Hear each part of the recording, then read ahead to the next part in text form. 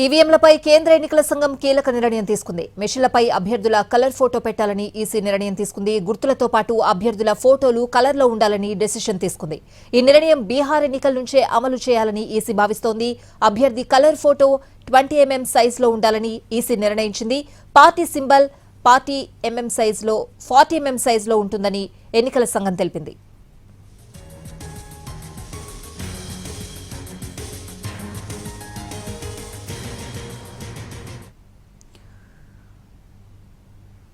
ఈవీఎంలపై కేంద్ర ఎన్నికల సంఘం కీలక నిర్ణయం తీసుకుంది. మెషిన్లపై అభ్యర్థుల కలర్ ఫోటో పెట్టాలని ఈసీ నిర్ణయం తీసుకుంది. ఇదే అంశానికి సంబంధించిన పూర్తి అప్డేట్స్ అడిగి తెలుసుకుందాం. ఢిల్లీ నుంచి మా ప్రతినిధి రాజు లైవ్ లో సిద్ధంగా ఉన్నారు. రాజు,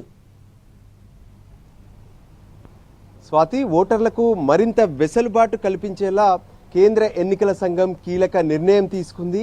ఏదైతే ఇప్పటి వరకు ఉన్నటువంటి కొన్ని రూల్స్ ను మొత్తం కూడా సవరిస్తూ ఏదైతే ఎలక్ట్రానిక్ ఓటింగ్ మిషన్ ఉందో ఈ ఓటింగ్ మిషన్ పైన కలర్ ఫోటోలను ప్రింట్ చేయబోతున్నారు.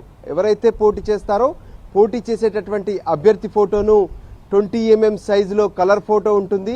అంతేకాదు ఆయన పోటీ చేస్తున్నటువంటి పార్టీకి సంబంధించినటువంటి సింబల్ ఏదైతే ఉంటుందో అది 40 mm సైజులో ఉంటుంది.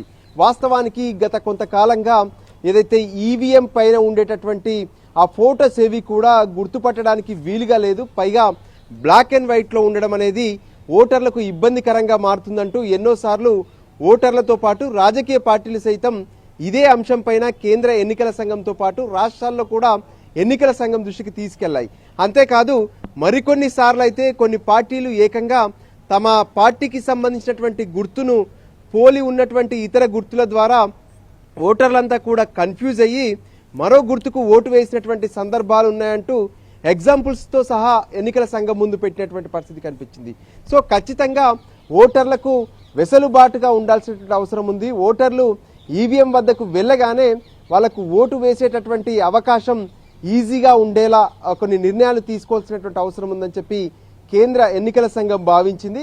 అందులో భాగంగానే పూర్తి స్థాయిలో టెక్నికల్గా అన్ని రకాలుగా ఆలోచించినటువంటి కేంద్ర ఎన్నికల సంఘం ఫైనల్గా ఏదైతే ప్రస్తుతం భారతదేశంలో ఉపయోగిస్తున్నటువంటి ఈవీఎంల పైన ఇకపై జరగనున్నటువంటి ప్రతి ఎన్నికలో కూడా అటు ఎవరైతే అభ్యర్థి ఉంటారో అభ్యర్థి ఖచ్చితంగా ఆ అభ్యర్థికి సంబంధించినటువంటి ఫోటోను 20 mm సైజులో, ఇక వాళ్ళు పోటీ చేస్తున్నటువంటి పార్టీకి సంబంధించినటువంటి సింబల్ను 40 mm సైజులో ఉంచడం వల్ల ఈవీఎం దగ్గరికి వెళ్ళినప్పుడు ఖచ్చితంగా వాళ్ళు క్షుణ్ణంగా పరిశీలించి తమకు నచ్చినటువంటి వాళ్లకు ఓటు వేసే అవకాశం కనిపిస్తుంది.